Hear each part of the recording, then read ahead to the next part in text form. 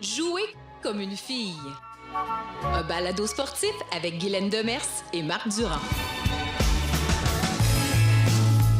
Salut tout le monde, ici Marc Durand, co-animateur du balado Jouer comme une fille, le balado sur l'égalité dans les genres dans le monde du sport. Balado qui fait sa place grâce entre autres à Guylaine Demers, co-animatrice, chercheuse et bien sûr professeure titulaire à l'Université Laval en éducation physique et présidente des Galaxions qu'elle a cofondée d'ailleurs il y a maintenant plus de 20 ans. Vous savez, le Canadien cherche un DG et puis on a évoqué le nom de 4 candidates potentielles. Juste de l'évoquer, c'est pratiquement une victoire. Est-ce que c'est grâce au balado? Bon, pas vraiment. Grâce à Guylaine Demers? Ouais, peut-être un peu plus. Finalement, il n'y en a pas 2 comme elle au Québec. Il y en a au moins 2 dans le monde, par contre. Et aujourd'hui, on vous présente l'autre, Cécile Otagali-Mazzacavallo, enseignante chercheuse à l'Université Claude-Bernard Lyon 1, responsable du parcours égalité dans et par les activités physiques et sportives, co-responsable de la mention Master Études sur le genre et directrice adjointe du Elvis. Et ensemble, on va parler des succès, mais aussi des enjeux au Canada et en France. Et d'ailleurs, en 2022, qui remporte la palme de l'inclusion, de l'égalité entre la France et le Québec? Toutes les réponses dans la prochaine demi-heure au balado Jouer comme une fille.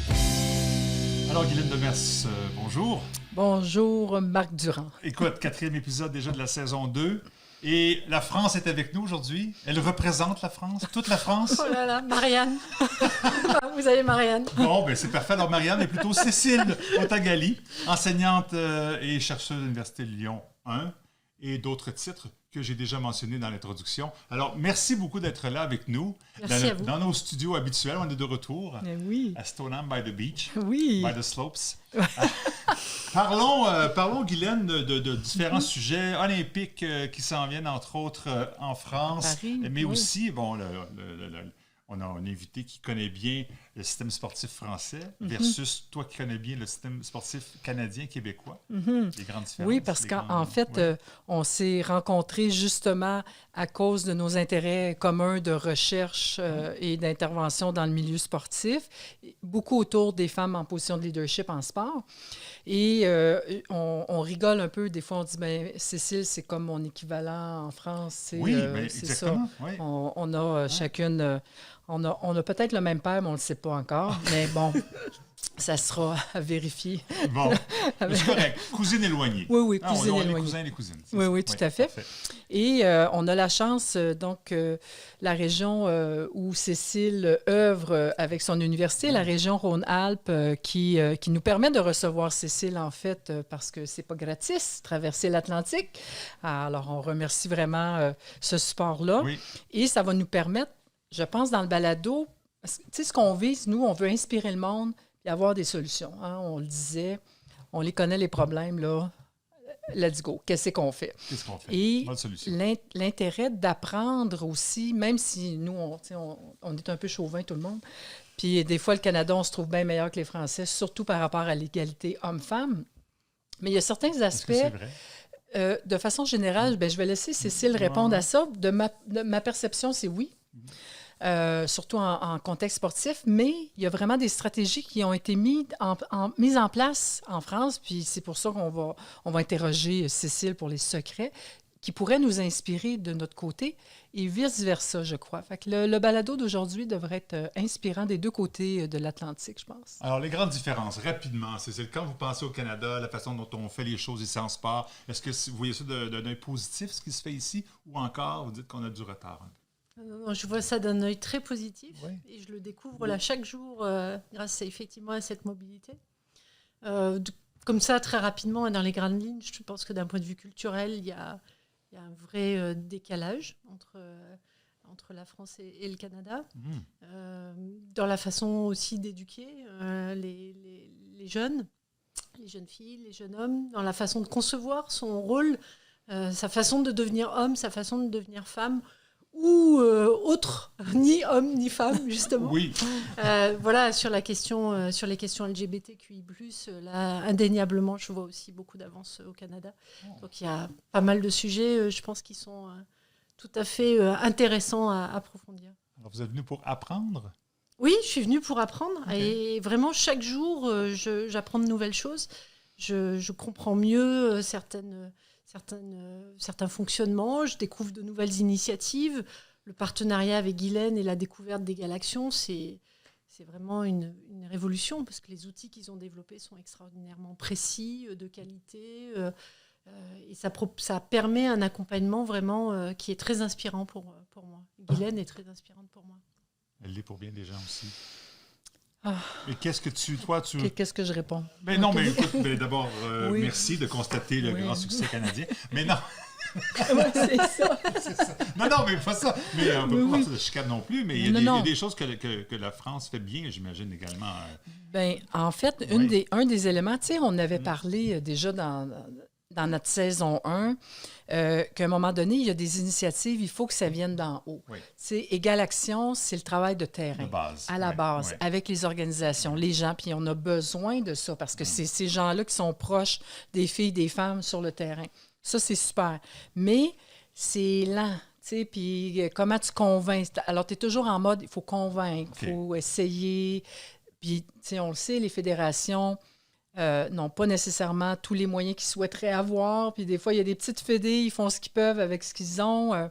Alors ça crée un environnement où, oui, on veut aider, mais on est tributaire de ce que les gens veulent bien faire ou du temps qu'ils ont, etc. Ouais. Puis à un moment donné, on se disait, bien là, tu sais, un moment donné, il faudrait que ça vienne d'en haut. Puis c'est là où les initiatives en France peuvent nous inspirer. Puis quand j'ai dit à Cécile, quand elle me dit qu'elle s'en venait passer une semaine à Québec, pour ne pas dire chez moi, pudding chômeur à l'érable, elle en encore. J'adore ça aussi, j'ai découvert. Oui, le sirop d'érable là, est aveugle de faire une intraveineuse, mais aussi, pourquoi pas. Alors, mais donc, c'était vraiment j'ai dit, bien là, tu vas venir dans le balado, c'est sûr, mais là, j'ai le goût d'apprendre comment ça s'est passé pour les gens qui, évidemment, ne le savent pas, mais il y a vraiment une loi qui a été instituée en France spécifiquement sur l'égalité entre les hommes et les femmes. Puis là, j'ai le goût de t'entendre parler sur qu'est-ce que c'est au juste, cette loi-là. Oui, c'est vrai qu'au-delà de mon admiration et donc de la fascination dans laquelle je suis, effectivement, c'est intéressant de comparer, en fait. Ben oui. Qu'est-ce qui se passe en France depuis une vingtaine d'années maintenant par rapport à qu'est-ce qui se passe ici. Et comme le dit Guylaine, en France, on a plutôt l'habitude d'avoir un État un peu centralisateur et d'avoir effectivement beaucoup de choses qui viennent de l'État, qui sont impulsées par l'État et du coup qui rayonnent ensuite sur les régions et sur les fonctionnements. Et donc en France, ça fait une vingtaine d'années qu'on réfléchit, qu'on a un ministère en charge des sports, je vais le dire comme ça parce que son titre a évolué au fil des années, mais un ministère en charge des sports qui réfléchit à effectivement comment accompagner la promotion des femmes dans les postes de direction, donc dans les postes de leadership du mouvement sportif, et notamment dans les comités d'administration des fédérations sportives. Et donc ça a démarré dès 2004 avec un décret, qui est le décret Lamour, du nom du ministre des Sports à ce moment-là, qui avait demandé à ce qu'il y ait dans les fédérations sportives autant de sièges de dirigeantes que de licenciés. Donc s'il y a 10% de licenciés, femmes, licenciés il devait y avoir 10% de sièges de femmes dirigeantes. D'accord ? Donc une loi proportionnelle. C'est la base. Autant de dirigeantes en pourcentage que de licenciés. Okay. Alors, ce n'était pas appliqué forcément très bien. Et puis surtout, on s'est vite rendu compte que dans les fédérations où il y a une minorité de femmes pratiquantes, il y a une minorité de femmes dans les instances de dirigeantes. Ouais. Or, on sait très bien, les études ont montré que si on n'atteint pas le seuil de 30% d'une minorité, bien, en fait, on ne fait pas bouger les décisions. Donc, il y avait des fédérations, et c'est la majorité des fédérations qui restaient avec une trop petite minorité. Et donc, en 2012, on a eu la chance d'avoir, et comme vous en ce moment, une ministre qui était à la fois en charge des droits des femmes et en charge des sports. Isabelle Charest, ici au Québec. Tout à fait, c'était Najat Vallaud-Belkacem. Okay. Et cette ministre, effectivement, a permis d'aller plus loin et de basculer sur une loi des quotas. Donc, il y a eu, elle a mis en place une loi qui a été votée et publiée le 4 août 2014. s'appelle la loi pour l'égalité réelle entre les femmes et les hommes, qui concerne tous les différents secteurs d'activité de la société française, mais qui a un volet sport.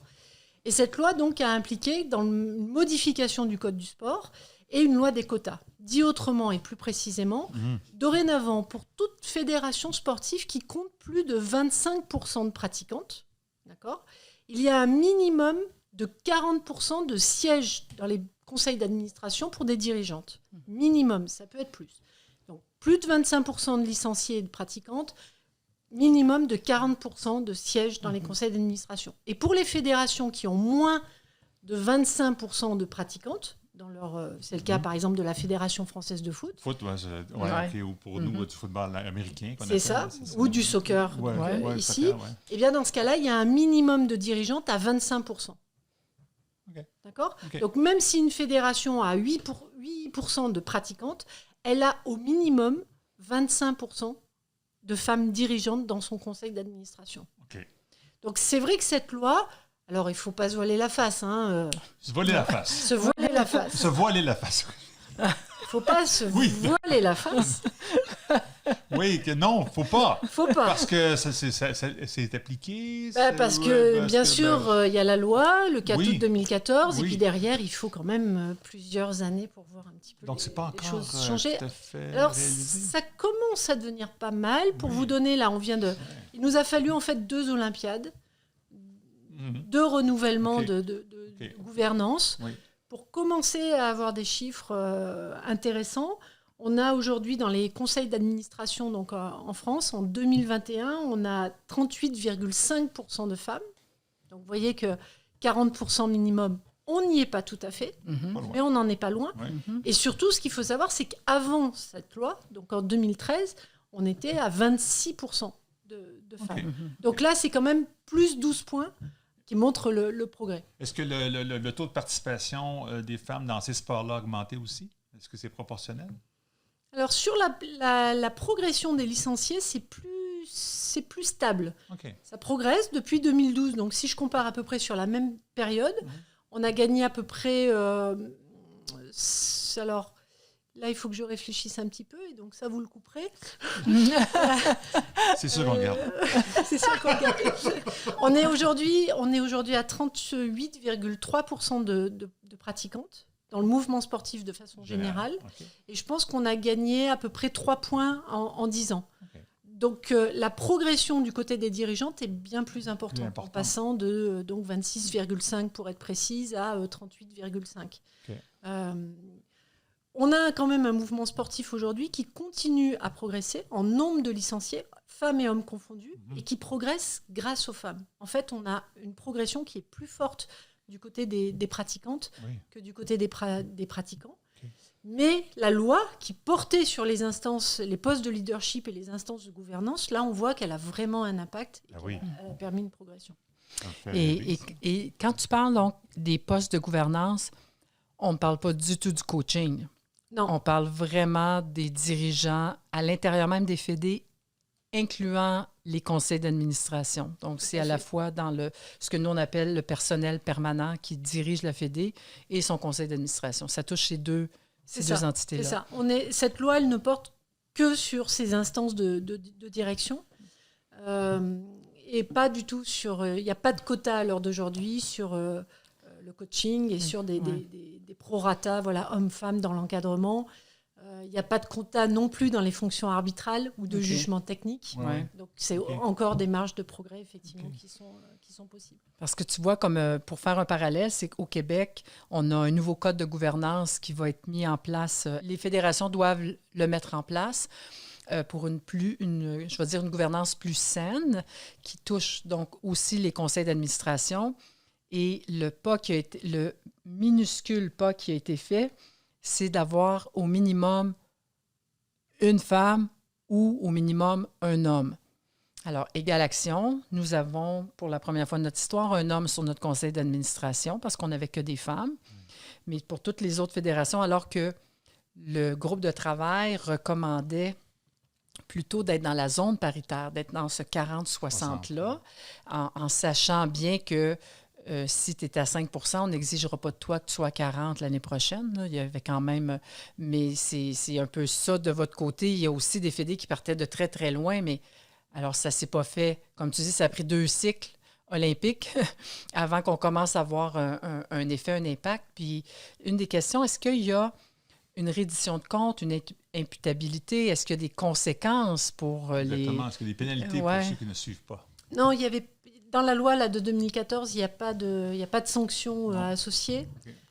Il y a même eu une zone de tolérance, c'est-à-dire que les fédérations ont dû appliquer cette loi dès 2014, mais à la fin de l'Olympiade qui a suivi, donc 2014, 2016, 2018, 2012, 2016, ouais. Et ensuite, Londres, Rio, voilà, c'est ça. Tokyo. Il y a eu des fédérations qui n'avaient pas atteint leur quota et qui avaient un statut dérogatoire. Donc ça a pris 8 ans et encore, vous voyez, 38,5, on n'y est pas encore tout à fait. C'est-à-dire qu'il y a sans doute encore quelques fédérations qui sont en dessous. Mais c'est beaucoup mieux que nous.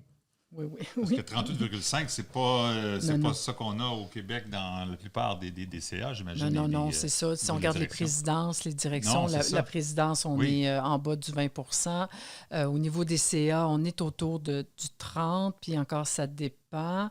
Mais les présidences, parce que ça aussi, ça va m'amener en fait dans l'autre question, c'est que nos statistiques au Québec et au Canada sont faibles. Oui. Il y a eu une amélioration, je dois dire quand même, par rapport à les membres des conseils d'administration, puis même au niveau des employés des fédérations sportives, il y a eu une amélioration du pourcentage de femmes. Mais là, c'est là quand tu dis il faut mettre notre deuxième paire de lunettes et regarder quel poste elles occupent, ces femmes-là. Puis c'est un peu ce que tu disais aussi quand on parlait hors d'onde. Vous avez fait des choses sans moi? Oui. Oui. Bon, c'est la discrimination. Oui, c'est ça, exactement. Je prends des notes. Oui. Mais c'est ça, effectivement. Peut-être qu'il y a des postes qui ne sont pas nécessairement... Tout à fait. C'est important. Tout à fait. Il y a cette loi qui donne un cadre intéressant. Oui. Mais après, effectivement, il faut rester critique et il faut garder ses lunettes pour voir d'un peu plus près. Ouais. Par exemple, nous, on a différentes catégories de fédérations. Il y a les fédérations olympiques, il y a les fédérations non olympiques. Clairement. Et puis, on a aussi des fédérations multisports affinitaires. Loisir. Oui, c'est ça, on pourrait dire loisir, oui, tout à fait. Cette loi, elle a été relativement bien appliquée dans les fédérations olympiques, où on a 41,9% de femmes dans les instances dirigeantes. Mais par exemple, les fédérations non olympiques, elles sont beaucoup plus à la traîne. On est à peine à 9% de femmes du côté des fédérations non olympiques. Okay. Donc déjà, là, il y a un décalage. Ensuite, si on regarde les postes qu'occupent ces femmes donc, au sein de ces gouvernances, eh bien, par exemple, du côté des présidentes, alors la loi a quand même permis de progresser. On est passé de 11,5% de femmes présidentes en 2013 à 19% de femmes présidentes en 2021. Donc c'est quand même une progression, mais la progression est beaucoup plus forte si on regarde les postes de secrétaire général ou les postes de trésorière. Là, on est passé de 22% en 2013 à 37,5%. Donc voilà. Parce que la première chose qu'on se fait répondre quand on parle des quotas, c'est de dire oui, mais on veut engager la personne la plus compétente. Oui. Et ce qui implique, on assume en fait que s'il y a un risque qu'on engage une femme, il y a un risque qu'elle soit incompétente. Alors, on assume qu'il y a un risque à engager une femme par rapport à sa compétence, ce qu'on ne fait jamais avec les hommes. Puis, les femmes qui me disent « Oui, mais je veux être engagée pour mes compétences, c'est pas parce que je suis une femme. » Pas d'avantage. Mais là, je leur dis « C'est parce que tous les gars qui sont là, ils ont été engagés parce que c'est des gars. Hein? » Fait que c'est pourquoi ça ne nous arriverait pas, nous autres aussi, les femmes. Et on va arrêter d'assumer qu'on n'est pas compétente. Alors ça, c'est une des choses que je réponds. Mais, alors, pour revenir à ce que vous avez fait en France, alors je suis Isabelle Charret, notre ministre des Sports. Je m'excuse, je n'ai pas son talent d'athlète, loin de là. Et puis je t'engage comme conseillère. Est-ce que tu me conseilles d'y aller avec les quotas? Et qu'est-ce qu'on fait avec justement cette résistance-là? Parce que vous avez dû quand même en avoir un peu en France. Quand même. Alors, définitivement, oui, je te conseille Tu me conseilles. de garder ce cap, en fait. Hein. Cette loi des quotas, ça donne un cap. Oui, je confirme aussi qu'il y a des femmes compétentes. On On le savait déjà, oui, mais bien sûr. on n'est Voilà, jamais mais trop rassurés. donc j'abonde dans votre sens, bien sûr. Et je confirme aussi que par contre, il y a beaucoup d'obstacles pour permettre à ces femmes de se révéler et de prendre leur place en fait, dans le système. Ces fameux obstacles du plafond de verre qu'on connaît bien, qui sont bien détaillés d'un point de vue scientifique.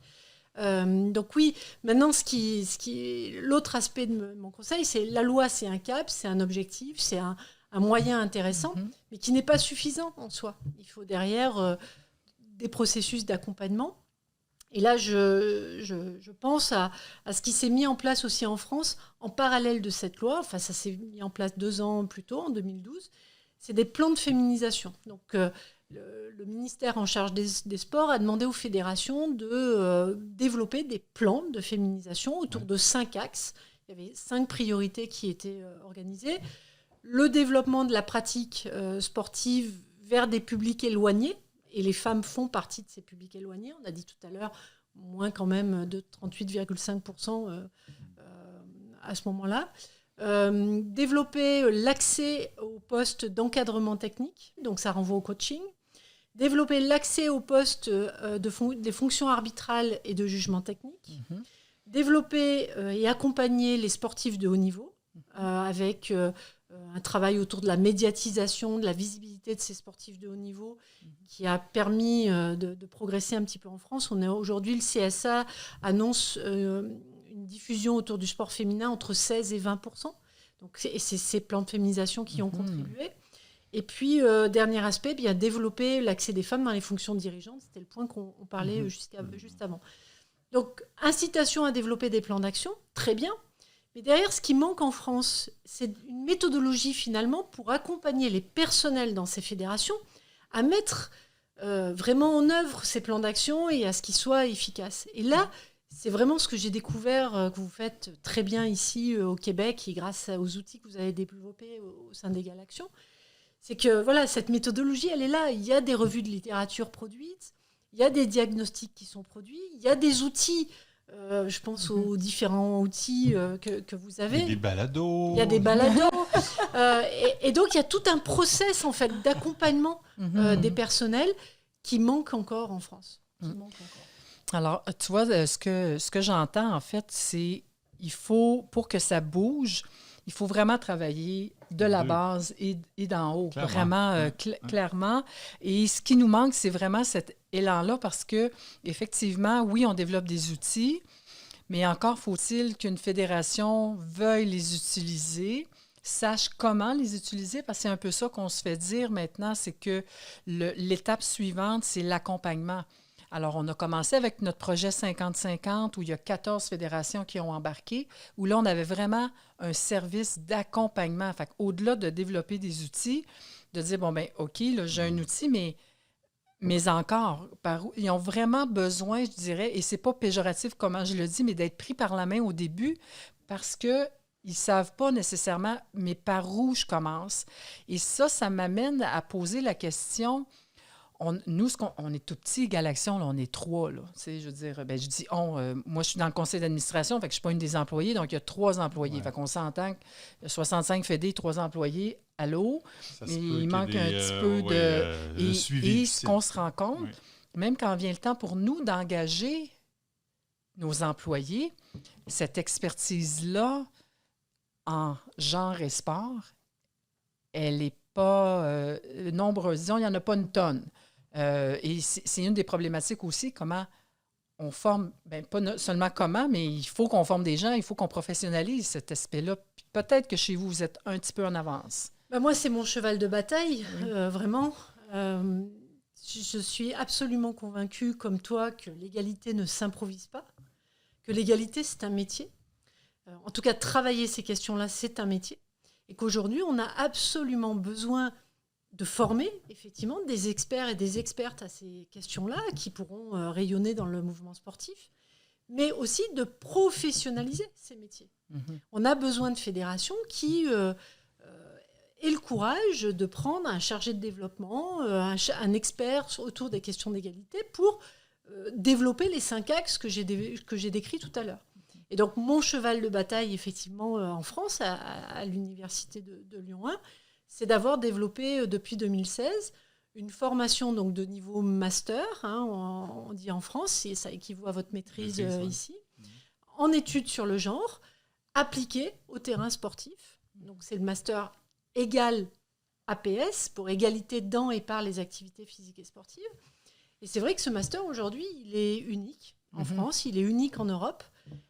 Donc il a pour but, effectivement, de former chaque année une vingtaine d'étudiants qui deviennent vraiment des experts de ces questions-là, qui rentrent en stage dans le mouvement sportif, et je l'espère, en tout cas je travaille à ça, qui vont pouvoir se professionnaliser dans le mouvement sportif. Alors, les Jeux Olympiques sont aussi une opportunité, finalement, avec les ambitions de Paris 2024, autour des questions d'égalité, sont aussi une bonne occasion de poser cette question-là de la professionnalisation des questions d'égalité. Oui, parce que, faut-il le rappeler, 2024, premiers Jeux de l'histoire de l'humanité qui seront complètement égales, donc 50-50 pour la participation des athlètes. Alors, on va quand même atteindre un jalon historique, mais ça ne touche que la participation, alors c'est quand même... C'est pas encore au niveau des dirigeants, des entraîneurs. Est-ce que ça verra le jour un jour? On ne sait jamais. Mais chose certaine, on fait beaucoup de reproches au mouvement olympique pour bien des raisons, parfois aussi très valables, au niveau, entre autres, du financement, au niveau des coûts astronomiques de chaque jeu. Et sans doute que Paris, c'est aussi des jeux qui seront dispendieux, j'imagine. Mais au-delà de tout ça, les positions, entre autres, de l'égalité homme-femme semblent faire des petits et des petites. Tout à fait. Et créer plein de rôles modèles, de modèles qui vont effectivement inspirer tout le monde. Alors, c'est 10 500 athlètes qui sont prévus pour ces Jeux Olympiques. On espère que la pandémie se fera partie du passé et qu'on n'aura plus de désistement. Voilà. Et c'est effectivement l'égalité parfaite. 50% de femmes, 50% d'hommes parmi les athlètes. Vous l'avez bien relevé, on n'a pas encore ces objectifs et ces quotas parmi le staff d'encadrement ou sur les fonctions arbitrales, etc. Mais c'est une première étape, c'est sans doute les prochains jeux qui iront un petit peu plus loin. C'est aussi plus de pratiques en mixité. C'est 22 épreuves en mixité contre 18 à Tokyo. C'est aussi 28 épreuves en parité parfaite parmi les athlètes. Donc 28 disciplines sur 32, où il y aura parité parfaite du côté des athlètes. Voilà, donc il y a effectivement des choses assez positives qui devraient se passer. Parce qu'en fait, ce qu'on remarque, c'est là, on a parlé pour nous à l'intérieur de nos pays respectifs du rôle de l'État, en fait. Puis, entre autres, chez nous au Canada, le sport est financé majoritairement par de l'argent public. Alors, c'est nos impôts qui payent ça, d'où, je dirais, on est tout à fait légitime quand on demande que cet argent-là soit réparti également entre les hommes et les femmes. Parce qu'au Canada, on est majoritaire, on est quand même à 50,36 % de la population. Alors, mets ça dans ta pipe. Non. Moi, j'ai 3 T'es minoritaire. Tu as contribué à ça. Il est minoritaire depuis longtemps. C'est Marc et ses filles. Voilà. On a trouvé d'où ça venait. Alors, grâce à toi, on est maintenant majoritaire. Merci beaucoup de ta contribution. Donc, on a vu que l'État a un rôle, mais quand on regarde le mouvement olympique et le Comité international olympique en particulier, malgré les dérives parfois, ça demeure une organisation qui peut faire avancer d'un point de vue global, vraiment mondial, l'équité entre les genres. Puis est-ce que tu sens que pour Paris, effectivement, il y a une teinte là, qu'on voit apparaître, là, disons, les fameuses lunettes de genre. Il y a une dynamique certaine autour des Jeux Olympiques Paris 2024. Donc, il y a plusieurs comités d'experts qui ont été constitués pour accompagner l'organisation et la production de différentes actions. Et il y a un comité d'experts autour des questions d'égalité qui a été mis en place, réunissant des gens du mouvement sportif, des experts universitaires, des dirigeants et dirigeantes, etc. Paris, le comité d'organisation a aussi mis en place un label égalité et lutte contre les discriminations.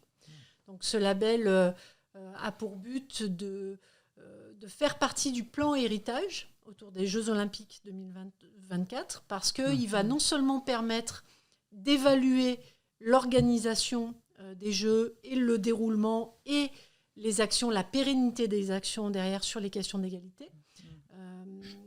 Mais voilà, ce label, il va aussi servir à évaluer les prochains grands événements sportifs qui auront lieu en France. Prochains championnats du monde, Coupe d'Europe ou autre. Donc ce label égalité, c'est une nouveauté et c'est à imputer à la dynamique JOP 2024. OK. Et puis l'autre aspect, c'est un plan héritage aussi important, avec 4 axes, 4 grands thèmes qui sont mobilisés. Des actions, inciter à des actions pour développer la santé et le bien-être, développer des actions autour de l'environnement, de développement durable, etc. Des actions autour d'éducation, citoyenneté, et des actions autour de l'inclusion et de l'égalité. Okay. Et là, il y a effectivement un fonds de dotation qui accompagne les acteurs du secteur public, les fédérations sportives et les acteurs de la société civile, qui les incite à déposer des projets pour... dans ces 4 axes-là. Dans ces 4 axes-là. Et donc des projets sur la promotion des filles et des femmes dans le sport. Et il y a quand même un fonds de dotation intéressant. Par exemple, là, pour l'année 2021, on a eu 1000 projets déposés. Il y en a 55 qui vont être donc financés. Donc ça veut dire qu'il y a quand même de la concurrence et qu'il va y avoir... Et c'est 1,4 million d'euros qui vont permettre d'accompagner vraiment des actions. Donc JOP 2024, c'est une dynamique qui se rajoute en fait aux initiatives de l'État et du ministère dont on parlait tout à l'heure, qui lui-même mettait déjà sur l'année 2020 14 millions d'euros pour promouvoir des actions spécifiques au développement du sport des filles et des femmes. Beaucoup d'argent quand même, puis il y a beaucoup d'initiatives. Et c'est ce qui est positif dans tout ça. Même ici, il y a quand même beaucoup de... Par Égale Action et par tout ça. Ça fait penser un peu à ce qui se passe avec les GES. On en parle beaucoup actuellement. Puis là, les gouvernements se réunissent et disent, bon, il faut faire de quoi? Mais c'est ça, c'est un peu comme le combat homme-femme. Si on veut égalité, il faut que ça vienne d'en bas, mais il faut que ça vienne d'en haut aussi. Parce que sinon, ça ne bougera pas autant les GES que la situation. Non, tout à fait. C'est ça. Puis je pense que les Jeux olympiques peuvent être un moteur incroyable. Puis surtout que le Comité international olympique, depuis quelques années, est vraiment beaucoup plus proactif qu'il l'a été par le passé, où il mettait des cibles de 20% pour les comités nationaux olympiques pour la place des femmes dans les positionnels, puis eux-mêmes n'avaient pas 20%. Donc, ils demandaient des choses que le CIO ne faisait pas, alors que maintenant, ça change. Et ils ont maintenant la nouvelle, c'est le... En français, je ne me rappelle pas, c'est le Gender Review Equality Project, c'est le projet... Parce que ça se traduit très mal, l'égalité dans les genres. En français, Cécile, tu le sais peut-être, tu te rappelles-tu? Projet d'analyse. Oui, c'est parce que le titre en français, il ne matche pas celui en anglais, mais bref, tout ça pour dire que dans le fond, c'est des lignes directrices avec 5 grands axes également où on veut, et là, on ne parle pas juste d'avoir la participation égale, mais ça parle des coachs, ça parle des officiels, ça parle des médias.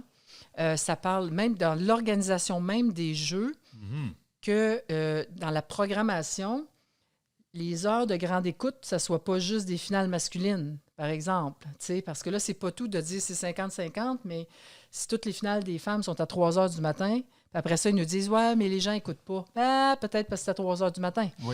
Alors, on fait une analyse, on fait bien dire ce qu'on veut aux chiffres, alors il faut être vigilant, mais je pense qu'il y a un moteur. Puis nous, au Canada, c'est 2035 la date qui a été ciblée pour atteindre l'égalité. Alors...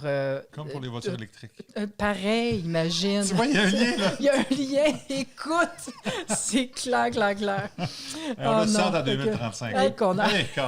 Tout ce qui peut peut-être sauver l'humanité. Oui, c'est ça. Oui, vous avez tellement raison. C'est vrai. Écoute, on est déjà pas mal avancé dans notre balado, mais j'aimerais connaître les bons coups. Concrètement, y a-t-il un sport, par exemple, où on a vraiment fait les choses depuis 10 ans, depuis cette fameuse loi-là, qui fait en sorte que, wow, ça a été vraiment... propulsé vers des zones infinies? Alors, en France, c'est vraiment la Fédération française de foot. De foot, OK. Donc le soccer, ici. Oui. Qui, effectivement, depuis 10 ans, tient une forme de leadership sur ces questions-là. Oui.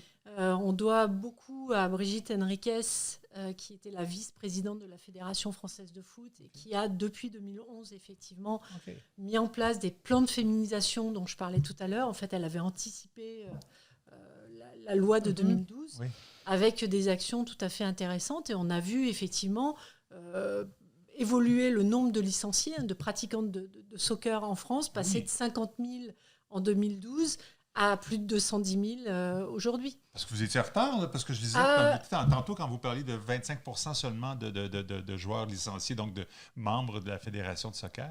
C'était pas beaucoup, mais ça a augmenté beaucoup. Là, on est à 8%. On est un peu plus. On doit être à 8,7 ou 9% actuellement, mais on était, il y a 10 ans, on était à 3%. Oh, c'est encore moins que je pensais. Ah Okay. oui, tout à fait. Parce qu'il ne faut pas oublier que... C'est seulement 8%. C'est pour ça que c'est intéressant de parler en chiffres. Parce qu'en fait, Oui. 210 000 pratiquantes de football en France, c'est beaucoup. C'est plus que la Fédération française de hand, il me semble. C'est plus que la Fédération française d'athlétisme. Il y a plus de femmes qui jouent au football en France que de femmes qui sont licenciées à la Fédération française d'athlétisme. Mais c'est quand même peu si on compare à chez nous. J'ai l'impression que c'est 50-50. Oui, mais c'est qu'il y a Mais tellement c'est qu'il y a de gars tellement d'hommes qui jouent au foot. Ça doit être presque 2 millions d'hommes qui jouent au foot. Donc, il y a un potentiel immense, là. Il y a un potentiel Imagine immense. 50%. Et donc, c'est bien ça qu'a compris la Fédération française de foot. C'est qu'aujourd'hui, leurs effectifs sont sans doute au maximum de ce qu'ils peuvent être du côté des garçons. Ouais. Par contre, le potentiel de développement du côté des filles, il est énorme. Ouais. Et donc, Brigitte Henriquez a vraiment bien mené ça. Bravo. Alors là où c'est aussi très encourageant pour l'institution olympique, c'est que depuis juillet 2021, Brigitte Henriquez est devenue la présidente du Comité national olympique sportif français. Et donc c'est une femme qui tient cette position, et là c'est très prometteur. Une grande leader. C'est bon.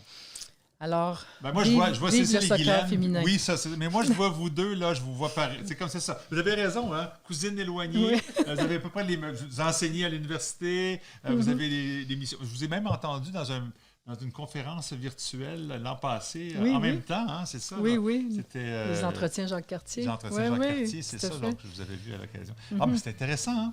C'est bon de se comparer, oui. puis de voir les bons coups d'ailleurs, puis de constater qu'on en fait aussi pas mal. Non, absolument. Oui, ça bouge. Bon.